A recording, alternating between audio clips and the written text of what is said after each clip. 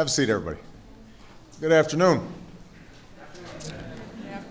Before we begin today's meeting of my Economic Advisory Board, I wanted to say a few words about one of the topics that we'll be discussing and something that's one of our most important economic issues of our time, the skills and education of our workforce.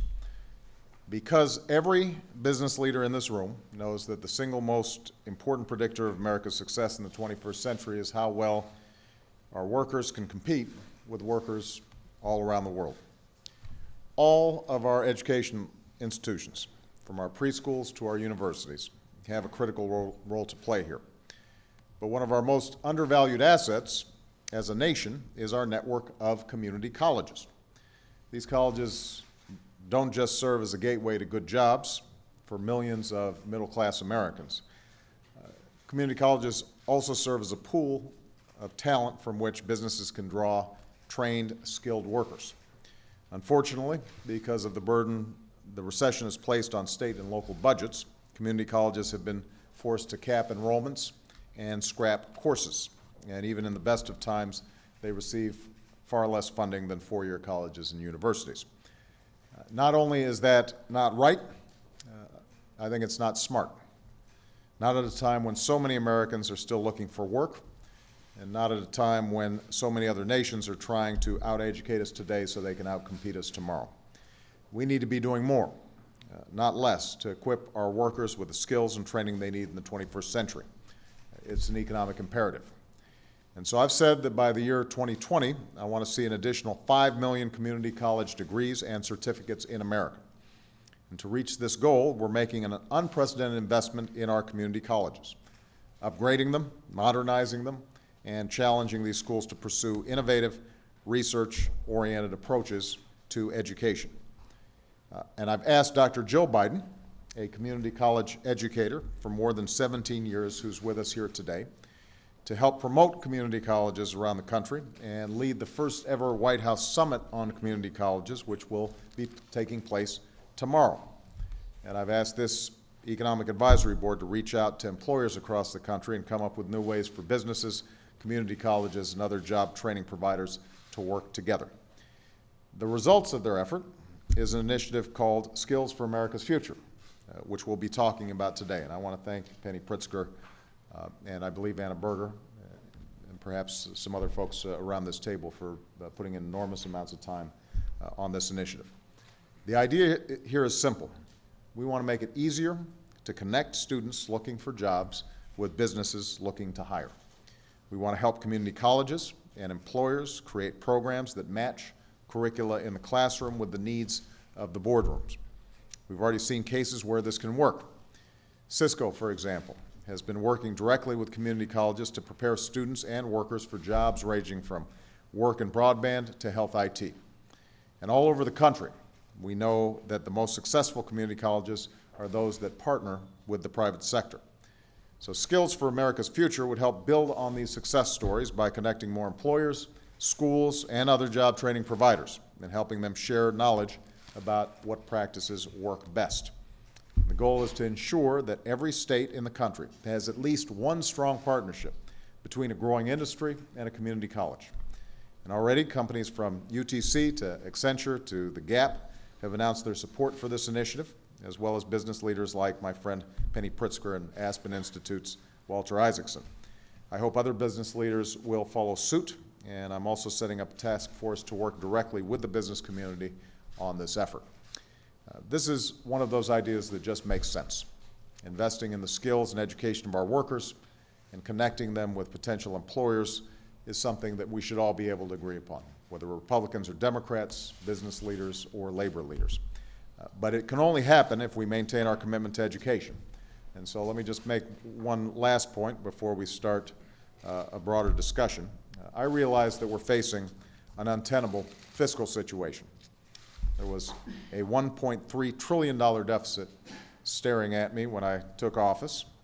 And although the economic crisis and the steps we took to stop the free fall temporarily added to our fiscal challenges, it's clear that we're going to have to get serious about the deficit.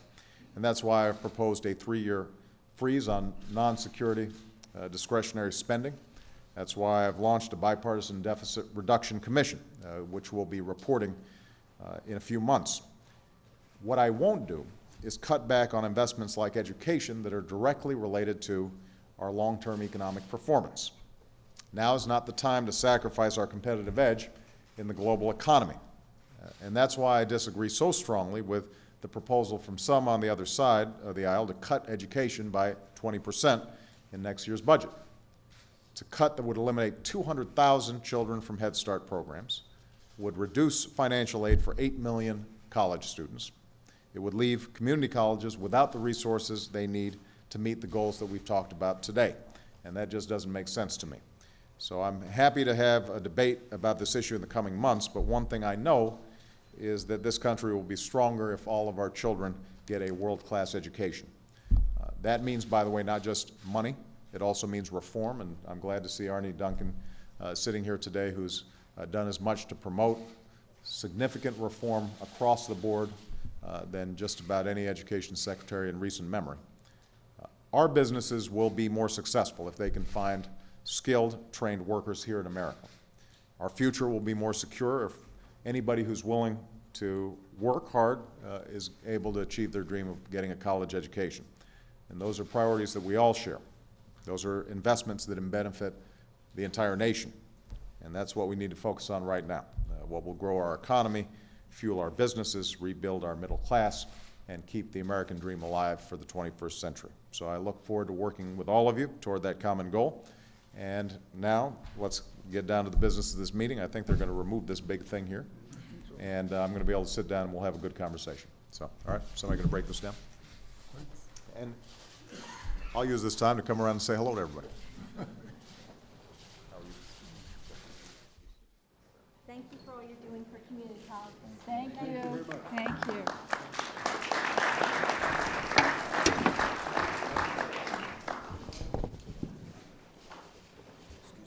Excuse me.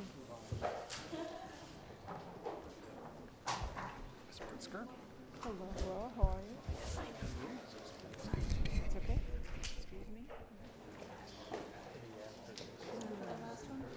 The last other one after that?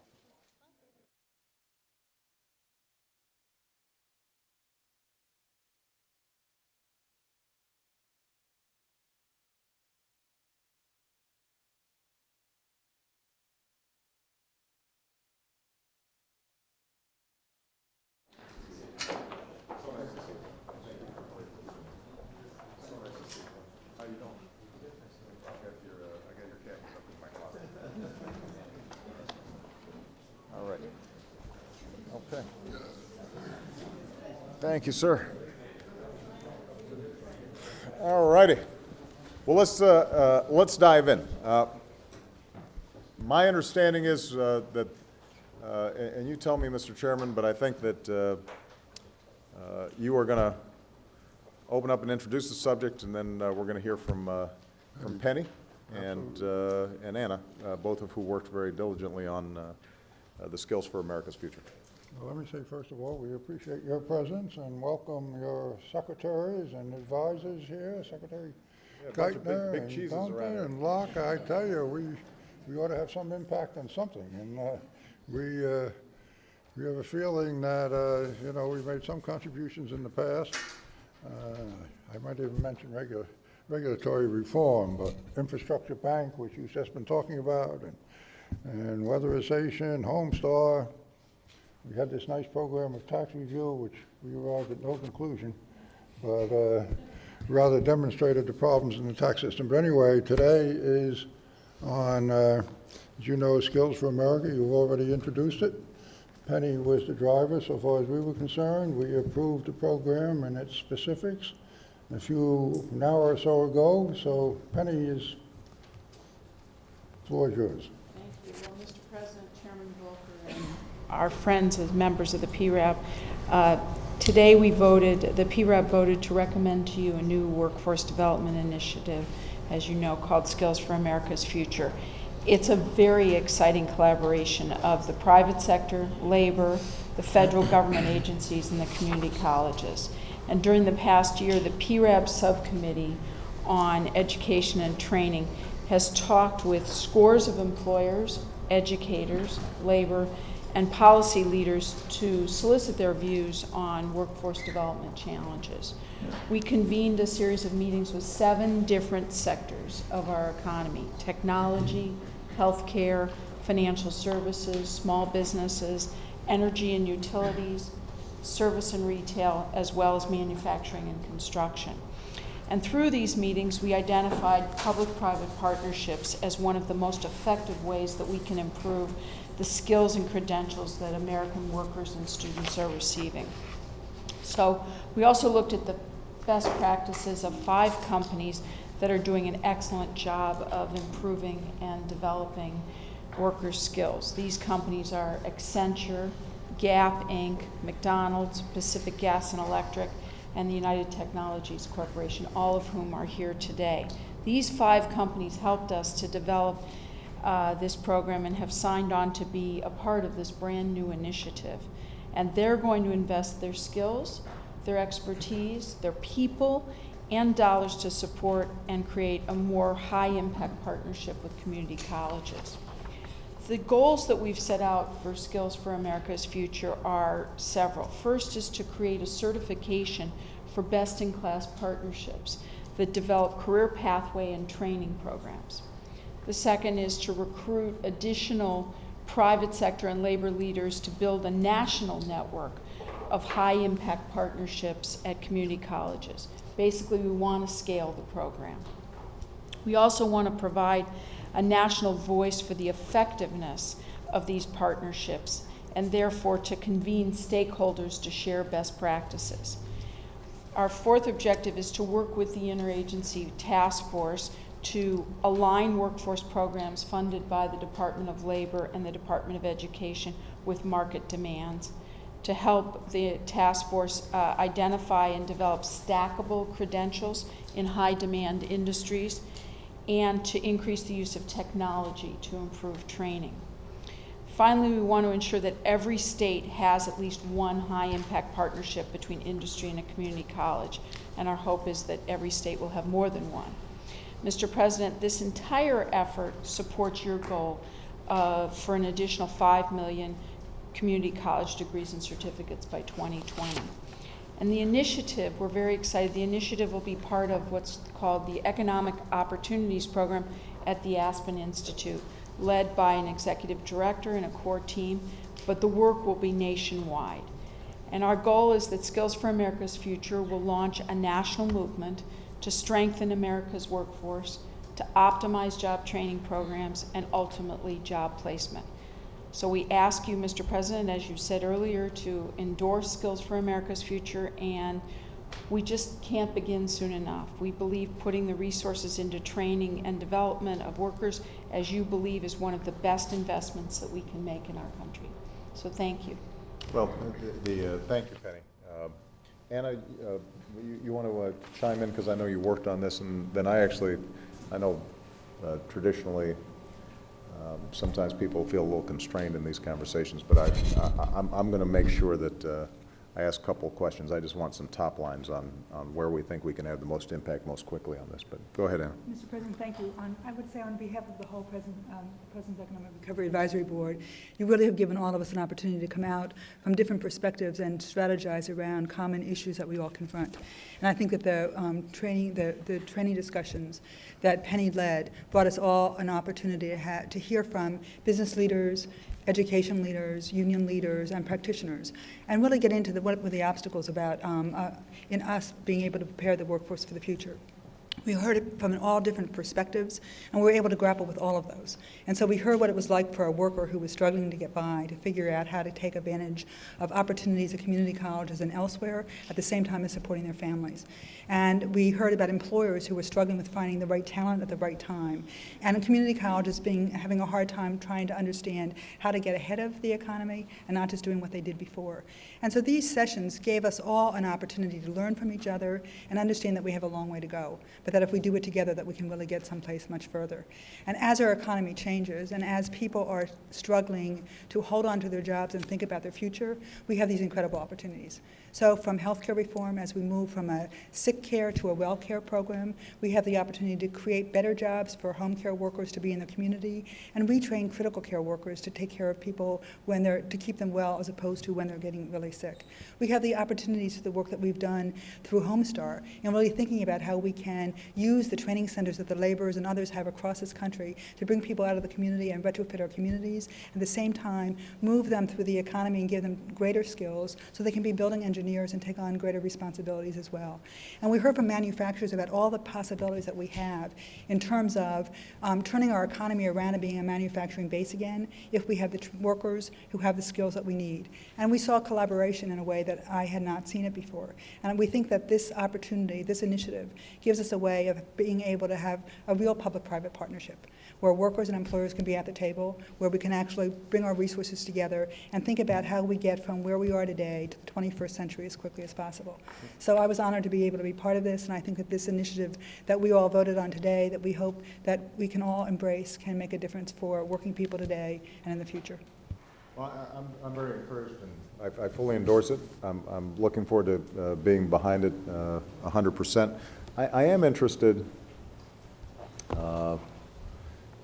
and maybe folks like Jim Skinner or others who are already doing this kind of work, and you guys may have already gone over this, but I'd be interested just in figuring out, when we look at the best practices, Penny, what 2 or 3 elements stand out, so that if we're planning to scale up, what are some indicators that this is the kind of workforce training that's going to work? This is the kind that's a waste of money and time that we have to revamp. Is it primarily businesses having spoken to the community colleges ahead of time and help them design it so that they know what skills are needed? Is a lot of it simply a matter of remediation, in which case, we've got to do more work K through 12 to make sure that folks are up to speed? And obviously this will vary industry by industry, but I don't know if either Jim or Glenn or somebody who are already doing this, whether you guys have any thoughts on this, or Penny, based on all the conversations you had. Well, I'd be happy to speak up.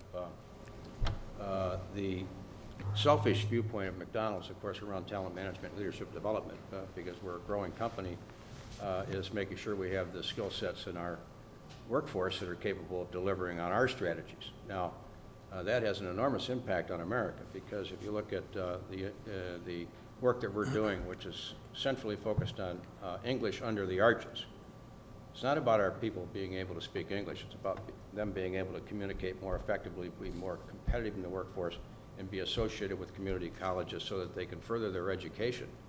And we're going to expand that by 30 sites and another 1,000 managers. We've impacted 1,000 or plus managers already. And the opportunity for them then to further their education. Roger, you asked earlier the question about the connection to four-year colleges. This gives them the opportunity to get credit in community colleges. We're willing to give our intellectual property to the community colleges and put these programs to work. And they're all audited and supported by community college professors. And it's 110 hours, 22 weeks, and it already is showing a dividend, certainly for us in the workforce. And not all these people stay with McDonald's their entire working life. They go somewhere else. And so I think we're contributing to the growth of these individuals for the workforce beyond what they might be doing today at McDonald's. And that's how we're connected with the current program, and we do a lot more, as you know, around talent management, leadership development. A little different than Jim's. I'd say the investment we're making is really focused on leadership. And if you look at Jim's business and our business, it's not uncommon that we have 26, 27-year-old men and women who are running $5, $6 million businesses, and they have 70, 80 employees. So we've really tried to work with the community colleges we're going to be making investments in these 7 cities, and part of that is job shadowing, having them spend quality time with our managers, of our workforce we have, 125,000 people of the business actually work in the stores. Everything happens in the stores. People like me have ceremonial jobs in offices, and we do what we do, but the reality is we deal with millions of customers every single day inside our stores, and that comes down to phenomenal leadership. And the community college is going to do so much. I think they understand it, and I think that we've been working through high schools to get people through a program we have in New York and Chicago, get them ready to work in our stores. But the real angle in the community college is how do they get the leadership they need to feel confident that they can actually move forward in the business, deal with people, deal with difficult situations, lead, and get the pride that comes with providing great leadership. So at the Gap, our angle is really in these 7-city tests we're going to do, which we were saying earlier to Penny, and Penny obviously has a lot of passion around this issue, is to build it out to many more cities over the next couple of years and really get deep with these community students, these men and young women, the future store managers of our business, and give them the one skill that ultimately will separate them from being successful or not, which is how to lead. Penny, you want to add anything? Well, I think that one of our objectives, Mr. President, is through this effort is to do exactly what you've asked us, which is to better understand what makes a successful partnership, so that we can be replicating the successful partnerships and sharing that information more efficiently. It's ad hoc at this point right now. So those are the kinds of efforts that we'll undertake. Good. Robert, you have some thoughts about sort of unemployment generally and how that connects with worker training, potential skills mismatches that are out there right now. You want to share some thoughts in terms of just the data that you've been looking at? So, Mr. President and members of the administration, on behalf of the PERAB, I've been asked to discuss the nature of unemployment, and I've broken it up into 2 sections. The first aligns with Penny and Anna's discussion on why education and training matters in support of the skills for America's future. If you break down unemployment by education attainment, you will see that although the rate has doubled across the board for all segments, the numbers can be quite astonishing. The unemployment rate for an individual without a high school degree is 14 to 15%. And for a high school degree with no college is double digits, 11, 12%. Both significantly higher than individuals with more schooling. Furthermore, there are large disparities across race, with African Americans and Hispanics much more likely to be unemployed than whites. Sadly, as the work we've done, the disparities by education and race widen when we consider the full jobless rate or the underemployment number. That only reinforces the importance of education and training initiatives, which is what we are here to discuss. Now to the second point. If you look at the hardest hit states across factors such as unemployment, mortgage foreclosures, and industry sector job losses, you will see a direct correlation. For example, Nevada, Florida, Michigan, and California rank in the top 5 states for both unemployment and the share of mortgages underwater. These 4 states have also lost a disproportionate amount of jobs in construction or manufacturing or both, way above the national levels. These 2 industries, construction and manufacturing, have lost the most jobs during the downturn. Construction's around 20% and manufacturing's around 15%. Mr. President, the PERAB wants you to know that this reinforces the need to ramp up 2 of your key initiatives, infrastructure spending and Homestar. It's critical that in this changing trend, that for us to create new jobs, these are the 2 key initiatives that we need to continue. Now I've been asked to pass to John Doerr, who'll discuss in a little more detail the Homestar program. John? I thought I'd give you, Mr. President, and the administration an update on where we stand on this Homestar effort, which you remember is something to create jobs in the hardest hit of our industries, the construction industry, while at the same time we're using private capital to save consumers money on their energy bills and deal with our energy independence problems. So it's a triple win, all 3 things going.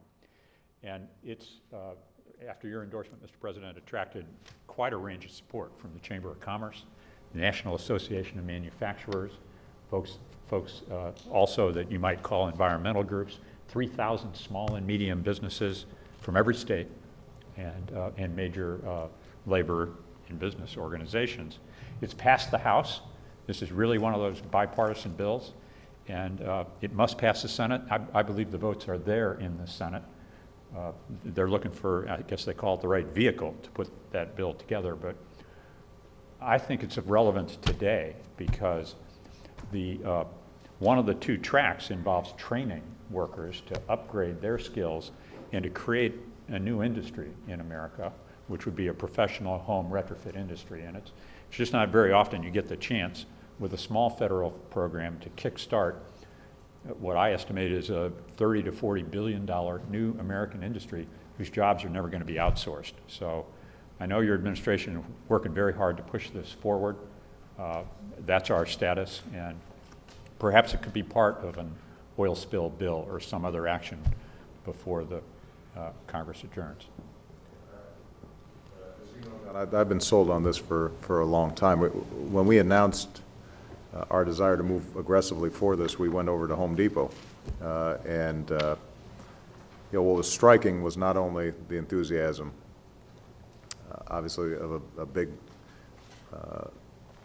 national company like Home Depot, but talking to I met a young man who had been unemployed for 16 months, was retrained over the course of 2 to 3 months to lay down insulation, had proven to be just a terrific employee. He was working for a small contractor who had seen his business collapse after the housing bubble burst, and now was seeing a significant pickup in his work around this notion. So this can have a terrific impact at retail level, among small businesses and among young people who can be trained fairly rapidly to take on this work and to do a terrific job. So we're going to push hard, and obviously it also cut our nation's electricity bill, which we're all concerned about for energy and environmental reasons as well. This is going to be a top priority. Jeff, do you want to talk a little bit about how you see this from for a company that operates internationally, and obviously you and I have spoken a lot about how we can boost exports. One of my main goals is boosting exports. We're going to need a good workforce to do it. So, Mr. President, the export markets remain strong. I was in Asia the last couple of weeks, and again, the economies remain very strong. I think the work that Secretary Locke and State and USTR is really being felt. So I want to say thanks for that. Our exports continue to grow, as I know Jim's do, and other UTC and others. So we very much are supportive of the export initiative. Our work is really around really recruiting high-tech manufacturing resources that help us make jet engines and gas turbines. The community colleges provide a very good asset that we work with labor in our communities to train people. Typically, we design a 2-year course with the community colleges and actually hire the people so they have on-the-job training. They come to work at GE, they get training in the afternoon, at night, and by the end of that 2-year time period, they can do precision machining and the other types of high-tech work that I think we want to have in this country. The last thing I would say is that well-trained, this workforce remains the most competitive in the world. We can drive quality, cost, speed that is second to none, and we have big faith that that can be done here with the right level of education. And the community colleges are incredibly flexible to work with us on designing our own curriculum, which I think is a real asset as well. I think this last point is really important. I've never spoken to a community college president who would not happily redesign just about any program to meet the needs of an employer who says, I've got 1,000 folks that I'm willing to hire if they get the right training. And obviously at the federal level, this is an area where we've got to exhibit maximum flexibility. So where our resources go from the Department of Education or whatever, or from Department of Labor, we are willing to modify any bureaucratic tangles to make sure that that training matches up with jobs as quickly as possible. But, Jim, you got you guys are also selling a lot of stuff. I'm glad to see it. Maybe just come back to the Skills for America initiative.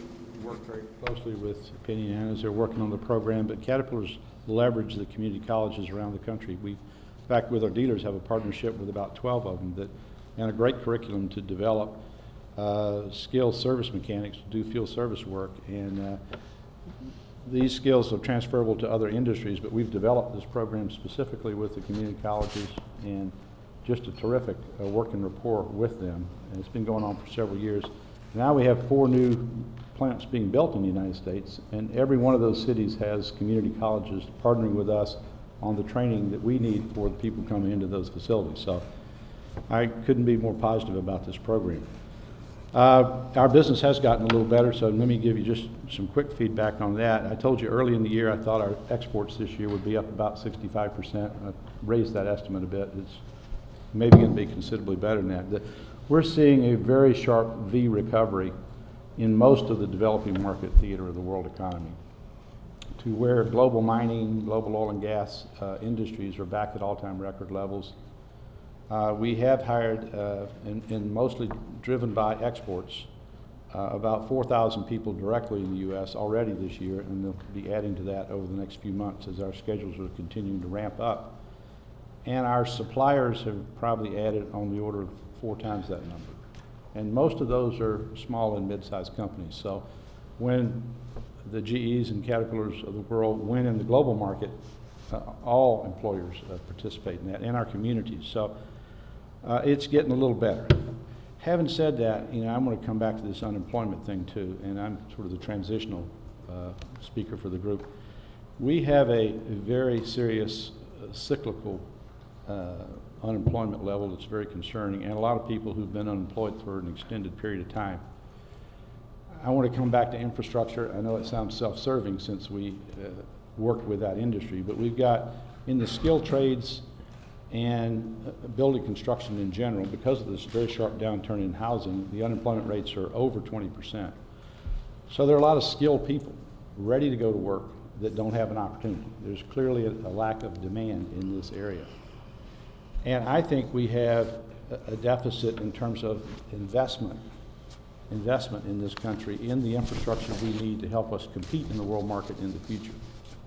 So doing more of this on an emergency basis with the extreme unemployment levels that we have, I think will help our economy and better position it to compete in the world market a decade or 2 ahead. And the welfare of our citizenry is really a function of our ability to compete in global markets.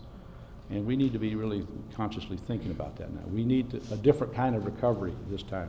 It can't be retail driven so much as it's got to be investment and really global competitiveness, export oriented, to give us the kind of sustainable recovery we're looking for. So let's, I know you've made some proposals on infrastructure. Anything we can do to help you move those things forward, we'd be delighted. Rich, I know that obviously you're hearing some of this, what Jim said from your own membership. Folks in the trades right now who were doing well when the housing market was booming have been devastated over the last couple of years. And so I'm assuming that ideas like infrastructure are ones that would garner strong support from your members. In construction, we have about 40 to 42% of our members on the bench right now. But I want to thank you, Mr. President, for first bringing us together to talk about jobs and the urgent need for more investment in workforce training. As Annie indicated a little earlier, the labor movement is a leader in workforce training, spending more than $1.5 billion a year from unions and joint programs to train people as diverse as hospital workers, electricians, hotel chefs, machinists, and master mason pilots. But as Jim said, with 15 million people unemployed, we're worried that the people that we get the training to aren't going to have the jobs. We know you're committed to creating good jobs in this country. You've done everything possible, but there's a few things that stand in our way. So I'd like to make three or four points along those lines. First of all, we do applaud your efforts for job creation through the $50 billion infrastructure investment of building roads and rails and runways and providing aid to small business. All of those are going to make us more competitive as a nation ultimately, and they're also going to put us back to work. But as Jim said, we have an aggregate demand problem in this country. So I'd like to make three quick points. One, because of the state and local government cutback, the recovery is starting to flag. Now, your leadership was critical in securing $26 million in FMAP funding for states struggling to maintain services, but they continue to face severe challenges. In 2009 and 2010, local and state governments have cut back 11% on services. And the 2011 spending level is projected to be 7.6% below the 2008 levels. So we've seen 242,000 state and local workers laid off since August of 2008. Those cutbacks are dragging down the economic recovery, and they offset your efforts to stimulate demand through the American Recovery and Reinvestment Act. The second point I'd make very briefly is the need to address structural changes, primarily currency manipulation, if we're going to succeed in restoring good middle-class jobs. And we appreciate what your administration is doing and the increasing focus that you're putting on this thing. China's the main culprit, but there are several other Asian countries that are following suit. Our estimate is that the yuan is about 40% undervalued, and it grows over time, and that the Chinese government's systematic intervention in currency markets is a blatant violation of its obligations. So we think quick action along those lines could have a fast payoff in terms of stimulating American jobs, exports, and manufacturing. And the last point is we think we need to rebalance our economy in order to succeed globally. Because if the United States is going to be a high-wage, high-performance, export-led economy, it needs to do three things that the other successful, wealthy, industrialized exporting countries have done. First, invest much more in education and lifelong training, which is what we're recommending that you do today. Second, continue to invest in modern infrastructure, as Jim Owens has discussed earlier, including transportation, communications, and clean energy for the 21st century. And the third is to support labor law reforms that will allow workers the freedom to choose a union without fear of reprisal. Because in a cutting-edge economy, unions are an essential partner for fast-paced, innovative business. And successful high-wage export economies around the world have empowered workers, not treated them like costs to be cut. So, Mr. President, we really applaud you for all the efforts you've made to first save the economy and then turn it around and start to create jobs and build a foundation where the economy can grow and the jobs that we need can be created. And all of us look forward to working with you in that endeavor. All my economic team, Tim, Larry, now Austin, as the head of the CEA, my cabinet secretaries at Commerce and Education, Labor. We spend a big chunk of each week, and have for the last 2 years, trying to optimize the nation's economic performance and the recovery in light of a couple of things that have already been mentioned. Obviously, the severity of the downturn. Historically, financial crises bring about recessions that are deeper and longer lasting than the normal business cycle recessions. There is a sense on the part of consumers that that they have to start saving more and cutting back on their debt levels. And that means that the prospect of a consumer-driven V-shaped recovery is less likely. And we're in a fiscal environment in which we were already in debt, which means that some of the traditional tools that we have are more difficult to apply. We essentially have to apply the accelerator and the brakes at the same time. But two things that I think might be worth focusing on in the remainder of our time would be, one, the issue that's already been raised, the issue of aggregate demand. Are there ways that in a cost-effective fashion we can boost aggregate demand? And the second thing we should talk about is uncertainty, because one of the things that we do here, obviously this has been prominent in the business press, is the notion that, well, companies are now making a profit again, they're sitting on a lot of cash, but they're unwilling to put that cash to work investing because they're concerned about uncertainty, whether it's legislative, healthcare, financial regulatory reform, or taxes and the outlook there. So I'd be interested in hearing some thoughts from the group on both those items. Martin, I will start with you and see if there are some strategies for boosting aggregate demand that would garner your support, knowing that you are obviously concerned about our long-term fiscal outlook. Thank you very much, Mr. President. Yes, you're right. I am very concerned about the size of the out-year fiscal deficits. And I would emphasize that the size of the aggregate demand problem is massive. We're talking about a GDP shortfall of about $1 trillion, annual rate of $1 trillion. That's the size of the gap between the GDP today and what it would be if we were operating at full employment. And that's why we have about a 10% unemployment rate.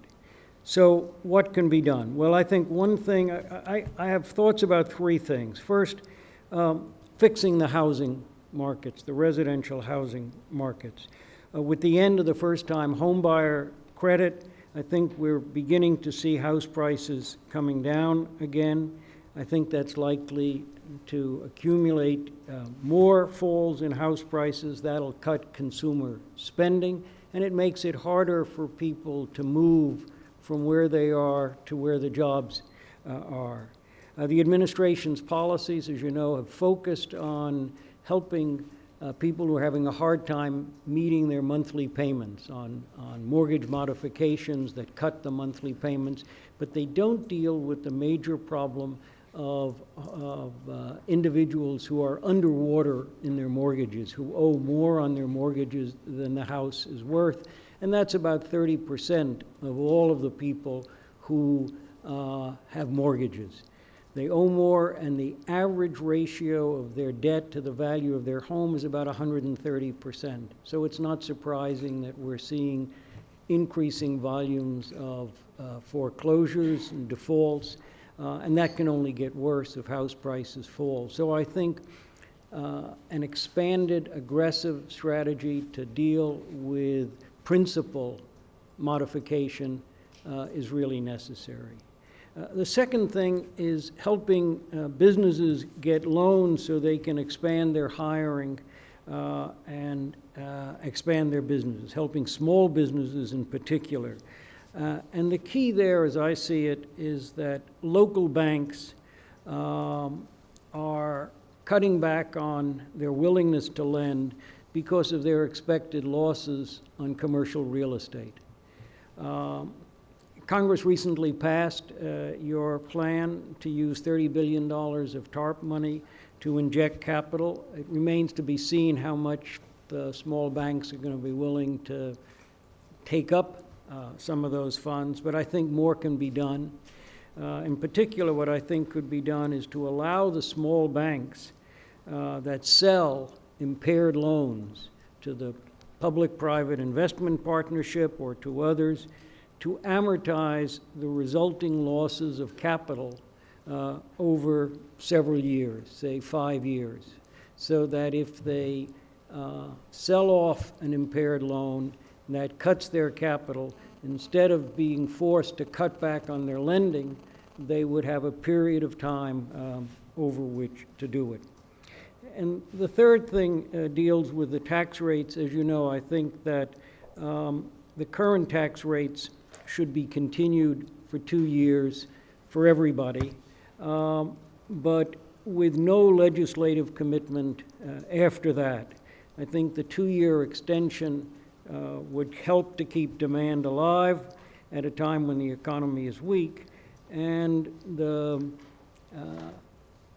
notion that it would not continue after that would take some $2 trillion off the size of the national debt at the end of the decade, and that would give a boost to confidence that the administration is really focusing on bringing down the out-year fiscal deficit. So I think all three of those can help, can move in the right direction, and they do so without increasing the fiscal deficit. Obviously, we may not have time to pursue it today. If you've got some specific ideas on the housing front, I think we should hear them, and I'll make sure that our team follows up. The small business, it does sound like you've got something worked out that with some specificity. I'd be interested in seeing how it might fit with some of the work we're already doing to help get small businesses loans. The tax debate's a long one. I mean, I think the interesting question would be whether you felt the same way if you knew that if you extended all the tax cuts for 2 years, that you couldn't hold the floodgates back and you'd then be extending them in perpetuity, whether you'd feel the same way. I think what could be done after 2 years will depend on whether there are other reductions in the out-year deficits. If the Fiscal Commission or if the administration can find either savings on the spending side or changes in tax expenditures so that the outlook is more favorable, the fiscal outlook, then maybe a modified version of continuing the tax cuts. But I think drawing the line at the end of the 2 years is better than a commitment now to continue indefinitely. And I think not doing anything for the next 2 years risks sucking a lot of demand out of the economy at a time where really it's, as you know, we've been expanding, but at a slower and slower pace, quarter after quarter. This doesn't seem to me a time when you want to pull back demand by letting tax rates jump. Bill, do you have some thoughts on this issue of either aggregate demand or uncertainty, or both? Thank you, Mr. President. I believe that in a very short haul, uncertainty is depressing aggregate demand that is out there latent. And we have all sorts of evidence of this. We have the banks are sitting on cash. The consumer is scared, is paying down his debt. The Wall Street and the financial community is uncertain about where the Dodd bill is, how that's going to work out in terms of regulation. I subscribe to all that's been said here before in terms of the amalgamation and working together with community colleges and so forth and so on, but that's not going to happen overnight. And so what I would suggest is that your administration, and particularly you, step forward with a statement that you're not going to, at this time, increase taxes for anybody, and relieve that uncertainty. That isn't to say that you're not going to do something about taxes, you and a Congress, but you're going to delay that And I think the spark that would come from that, you're going to delay that and then weave it in to an overall tax reform, but not until you provide that spark to get us off this dead center. So, and I think that a prolonged argument in the Congress about this after people come back is going to be counterproductive to this issue of uncertainty. I think that will heighten it, and I think you have within your power and the power of this administration to put a pin into that uncertainty with a view toward putting the whole tax problem together in a more thought-through, complete package. Let me just address this because both you and Martin raised this. I mean, it's interesting, sort of the focus is on uncertainty with respect to tax policy. Keep in mind that my administration has already been very unequivocal in saying that we will not change taxes at all for 98% of Americans, which you'd think would provide some level of certainty. That with respect to aggregate demand, I don't know any economist, including, I think, Martin, who would argue that we are more likely to get a bump in aggregate demand from $700 billion of borrowed money going to people like those of us around this table who I suspect if we want a flat screen TV can afford one right now and are going out and buying one. If we were going to spend $700 billion, it seems that we'd be wiser having that $700 billion go to folks who would spend that money right away if we were going to boost aggregate demand. And the consequences of extending the upper income tax cuts, based on what we've already heard fairly explicitly in the political environment, is that you do that now, you're going to do it forever. There's not going to be necessarily a deal that says, as Martin, I think, an entirely respectable position is to say, extend them all for 2 years and then they go away, right? I mean, that's an intellectually consistent position. But that's not really the position that is being promoted up on Capitol Hill. And so the question is, if I can achieve certainty for 98% of the people affected by the tax code, and there's an argument about the 2%, primarily because there's also great uncertainty about our deficits and how we're going to pay for those over the long term, why wouldn't I go ahead and promote certainty on the bulk of these taxes, and also in that way preserve some flexibility to do something about a deficit which everybody says is out of control and that we're going to have to do something with immediately. I will allow Martin to respond only because I named him in my comment. And then I'm going to bring in the big guns. I'm going to have Laura come in. So go ahead. Go ahead. Well, thank you. I think there are two issues. One is about the size of the out-year deficits, because the administration's formal plan, your formal plan, would continue for the 98% indefinitely. And so that's the extra $2 trillion that people worry about.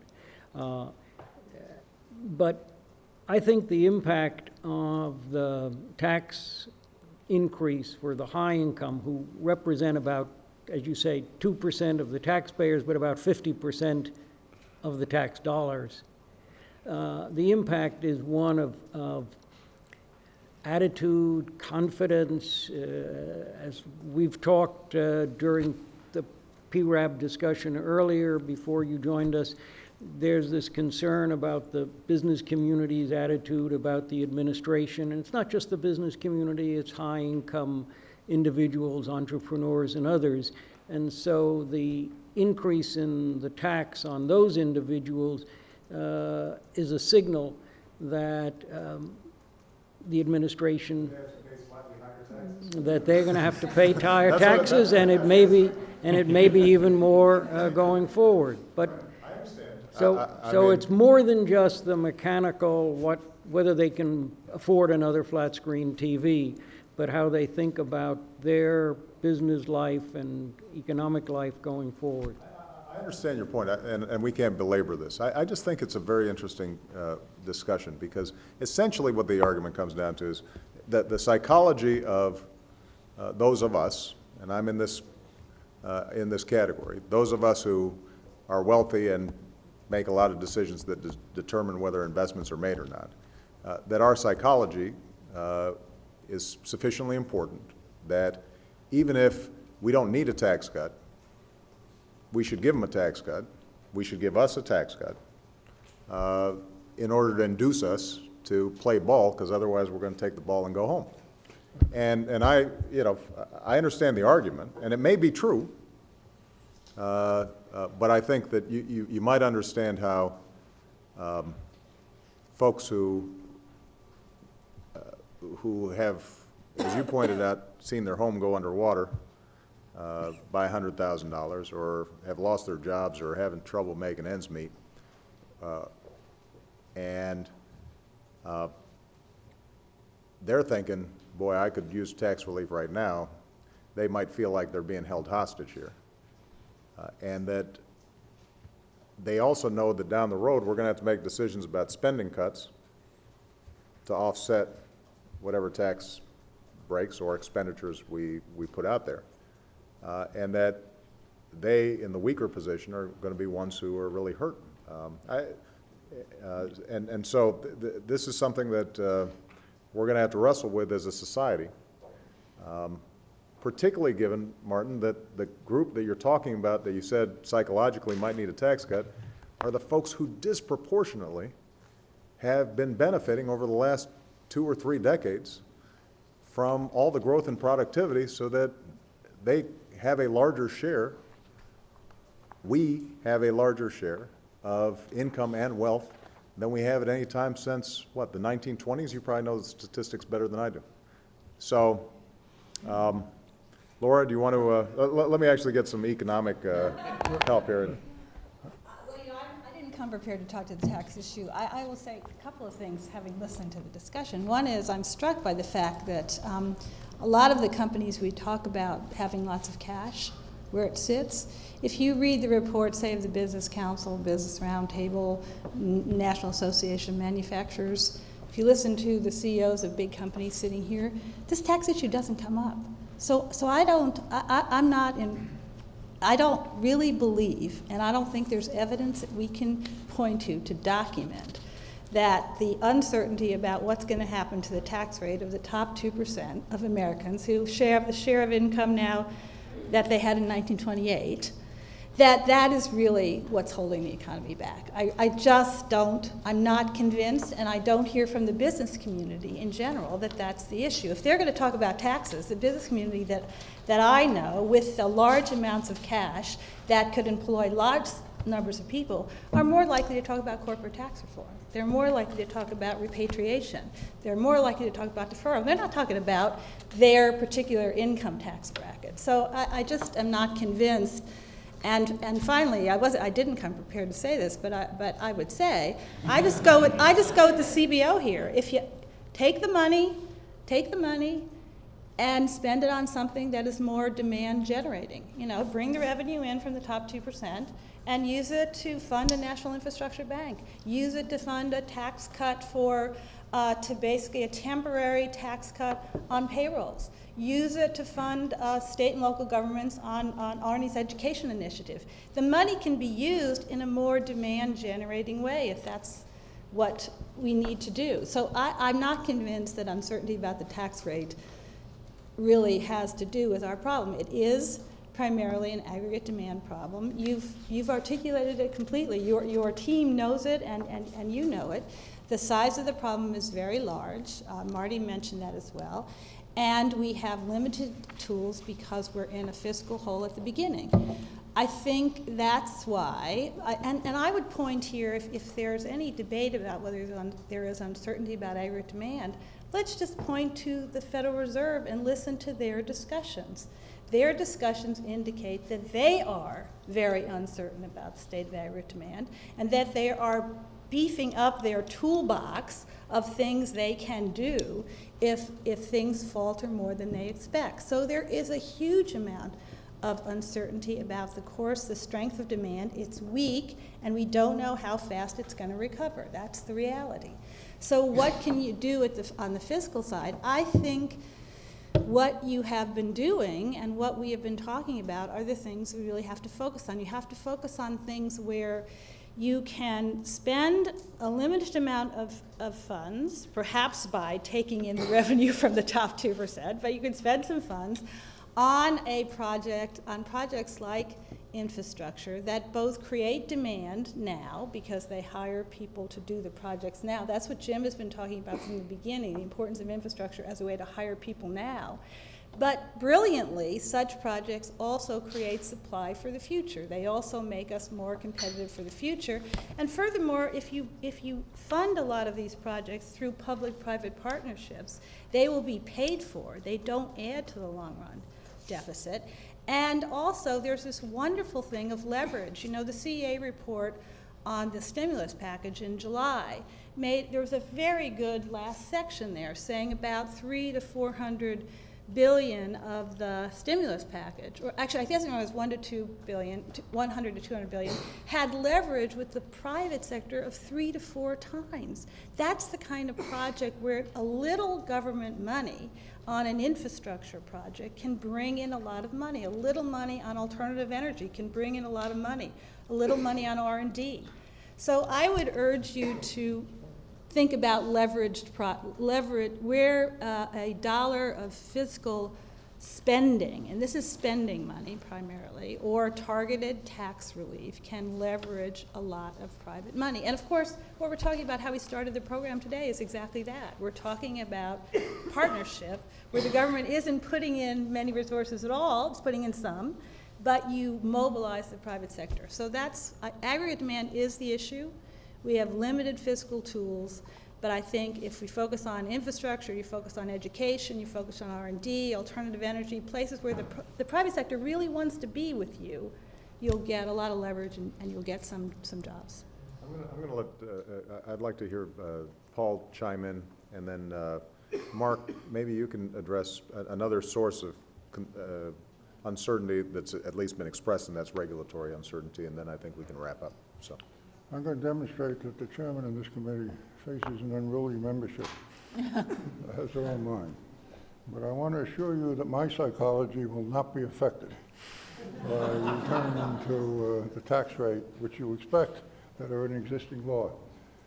And given the deficit we have, I'm just repeating the arguments, if you're looking for the priorities of where to provide some stimulus, the most unlikely place to apply stimulus would be for those that already have so much of the wealth of the country that has been accumulated over 2 decades when the people under 250,000 have had no increase in real income during this period of time. And it seems to me the argument, whatever the precise number is very strong. In fact, I don't understand the opposite argument, but that's beside the point, maybe.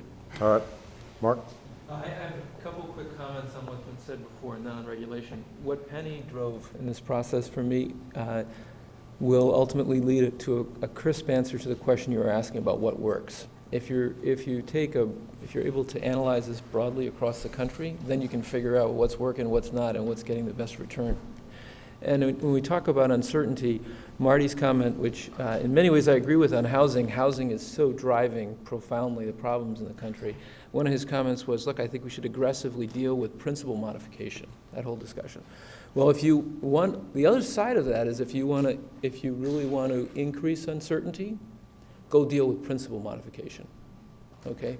Because there's a whole market out there that's assuming you're not going to deal with principal modification. So I think that's why you're paid, the big bucks, I guess. You have to figure out, which of these two it really is, because that narrow issue could really create more uncertainty than it's solving, at least if it's done in a incorrect way. On regulation for a second, one suggestion that I've heard, I didn't come up with, another fellow mentioned to me, is that if you look at the aggregate economy and you say for a variety of reasons, this administration has had to deal with healthcare and energy and education and financial re-regulation of all four of these. And that by definition, when you re-regulate whole sectors of the economy, in this case, 4 huge sectors of the economy, you do create uncertainty, particularly when the rules need to then be rethought.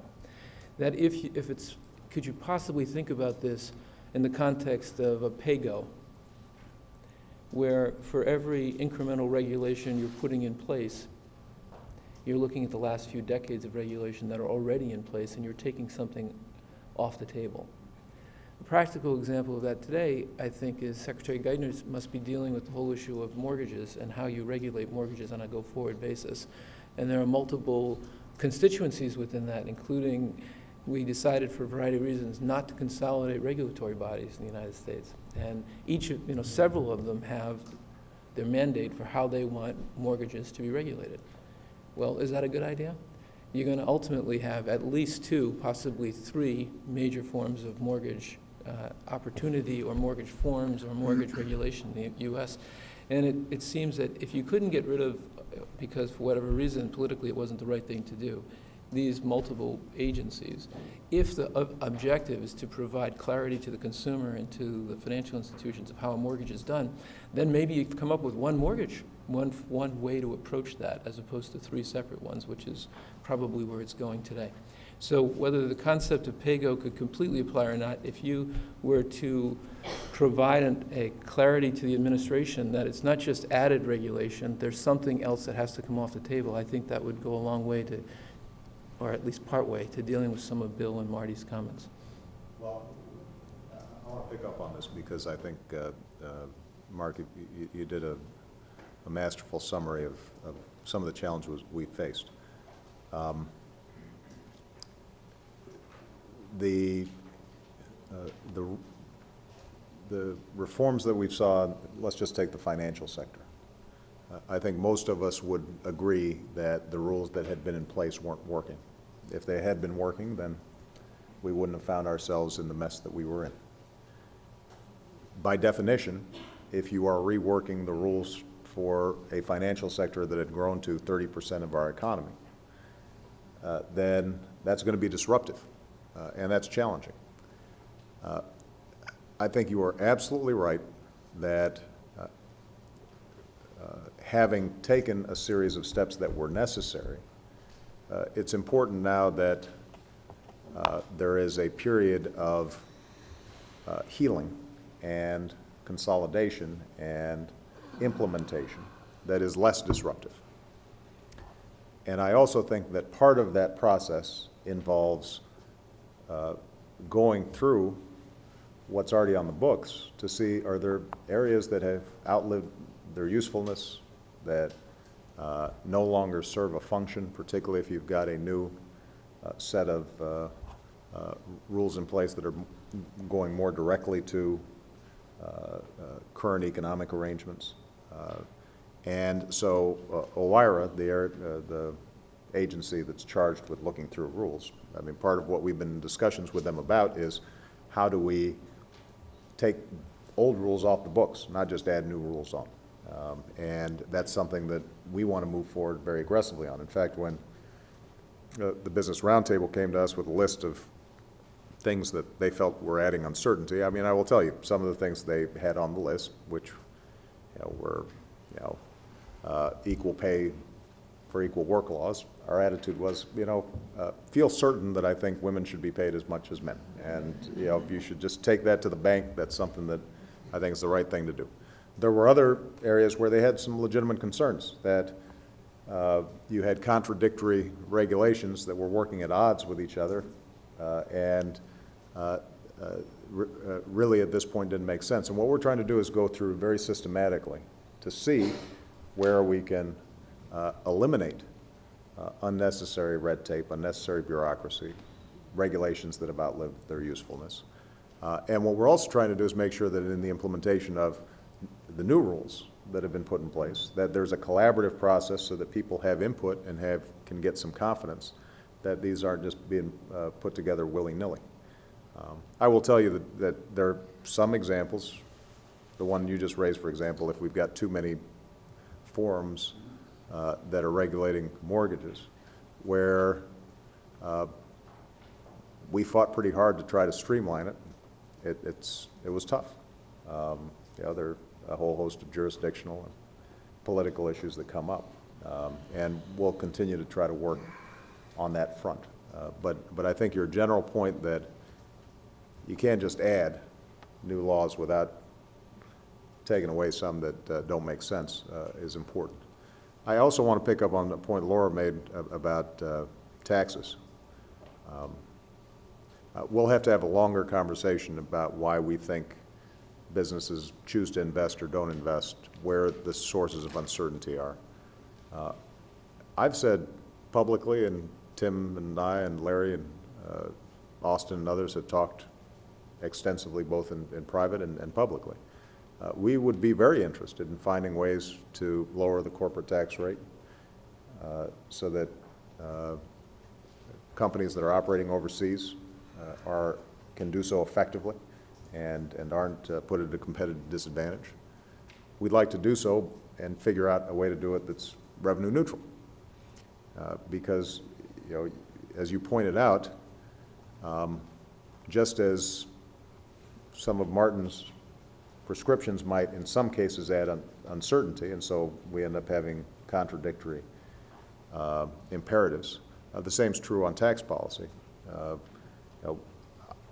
Look, I'd be the most popular president on earth if I could just eliminate all taxes, except then people want to pay for stuff and also want to make sure that we're closing our deficit and make sure that Social Security and Medicare are there for future generations, and make sure that our kids are learning, and make sure that we have good roads so that we can drive to the Gap or McDonald's and spend our money. And that means we're going to have to make some choices. But I do want to say to this group, and I know that there was a subgroup that already worked on this, and it was somewhat inconclusive, but I'd like to continue to drive forward. If there are ideas whereby we can lower corporate tax rates in a way that does not massively add to our deficit, but instead revolves around closing loopholes, much in the way the last major tax overhaul in '86 was able to square the circle. That is something that we would be very interested in, we think could eliminate uncertainty, might reduce each of your bills for accounting and legal services, and could be a win-win for everybody. And that's an area that we'd like to collaborate on. So, Mr. Chairman, anything you want to close with? Well, just on this thought of uncertainty, there are two things on my list that I give priority to. One is the corporate tax situation, which is a mess. Mm-hmm. And the other is getting those little trade agreements through, which disturb people when obviously protectionist pressures are rising. Mm-hmm. And I think both of those agreements are in our interest. They're small, they're minor, but they give a signal, an important signal right now. I agree. And Korea is not so minor, especially when the EU and Canada have already wrapped up trade agreements with Korea. Yeah, so it's more important to do it. Yeah. Yeah. So, see, this was a fun conversation. Went a little off script, which is good. I liked it. Amazing. I enjoyed it. Thank you very much, everybody. And I'm looking forward to. I like the fact, by the way, that our cabinet members were able to join this. I think this is a format that will work better for future meetings. Thank you. Thank you.